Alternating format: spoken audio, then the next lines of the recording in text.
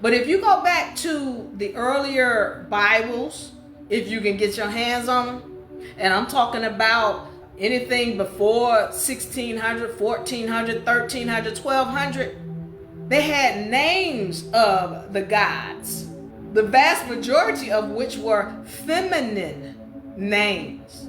Feminine. Female gods. But they started to take the names out and put in Lord and God as opposed to the names of these gods. This is why you want to start reading left out books, other scriptures, older scriptures, because there are names of them and they give you clues about who was really running things in the past. Okay, so these Bibles, they had names of the gods, and then somebody started to take the names out and replace them with Lord and God. This is why you look in the Bible and you get a lot of people saying, well, God is schizophrenic. What's wrong with him? He loves us one minute, then they hate us the next minute. What's going on? It was more than one God. But it's only one God, Diva. What?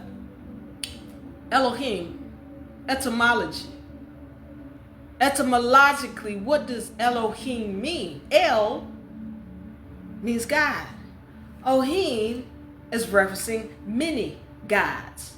So what's all this? Which is just one God when even the term Elohim is telling you there's many. What's all this? Let us create. Who was us?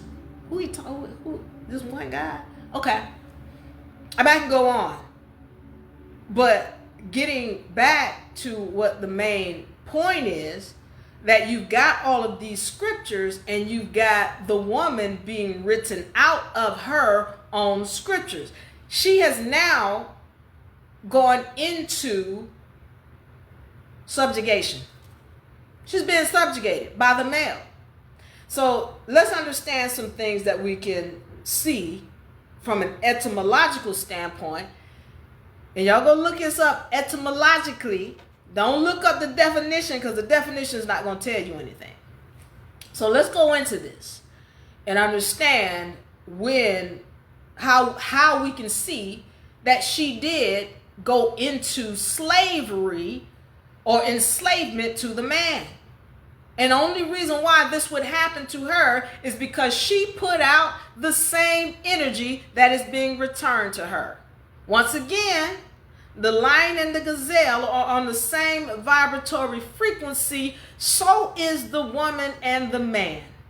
They are on the same vibratory frequency. So when she puts out an energy to him, by law, it must be returned. Vice versa. When he puts out an energy to her, by law, it must be returned. And maybe this is why men are so upset about women gaining knowledge about who they are, because they know they done did some dirt to the woman.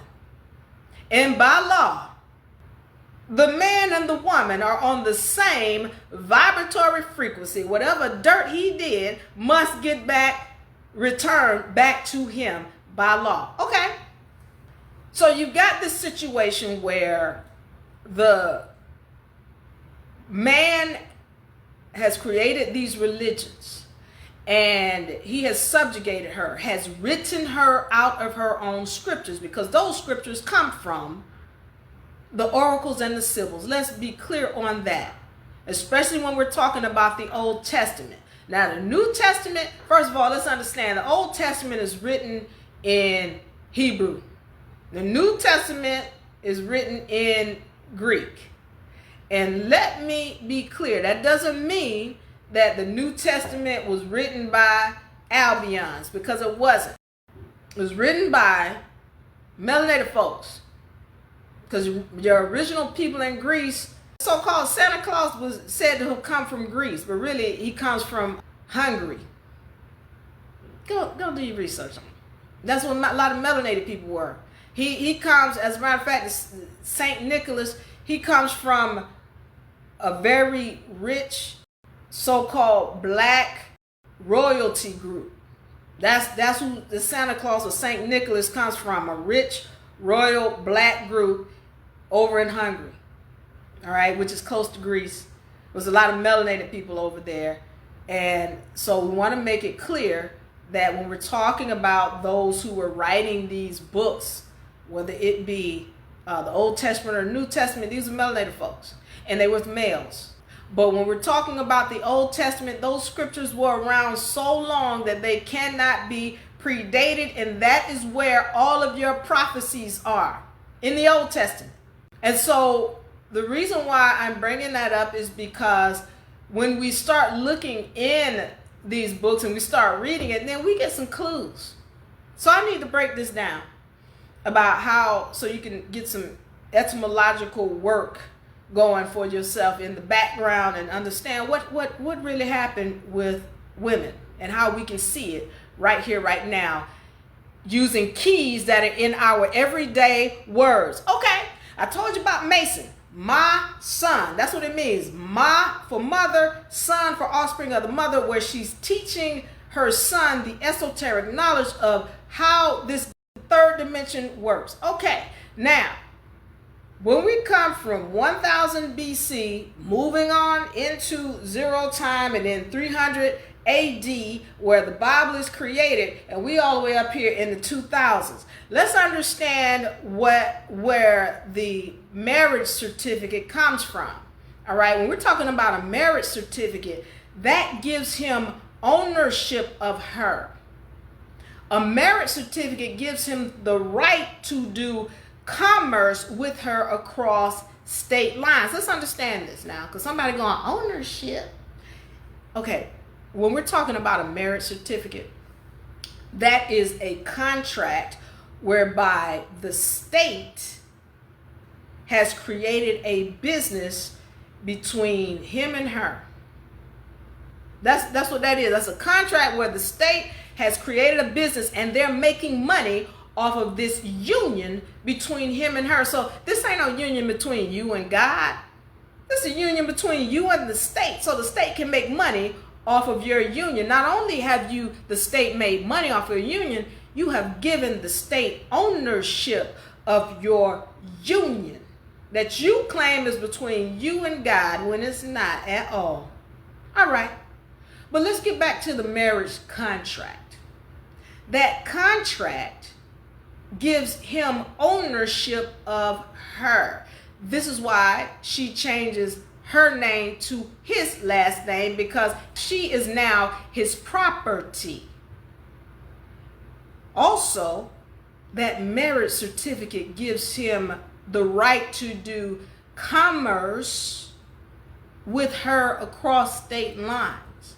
Now, when you look up commerce, what you used to see is the term sex, but they removed that. Look up the etymology of commerce, and what you're going to find is intercourse.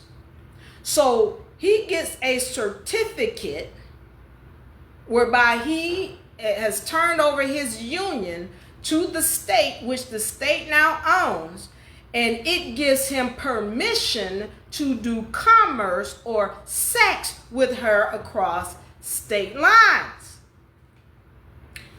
I need to go into this now, because when they get married, he becomes her husband. And if you look up the term husband, it means a manager of a farm animal. Well, who's the farm animal? Well, that would be her, his wife. It's a farm animal to him.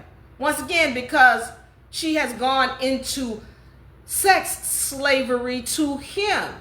All right. I want you to also look up the etymology of the term family, because once she gives birth to children now, of course, they're going to take on his last name because they are now a part of his family. Well, what is the etymology of the term family? Well, it means slaves and servants. That's the etymology of the term family. So listen, I need this to be made clear, because I get people, she going against the family. What is a family? I'm going against slaves and servants, and women and children being slaves and servants.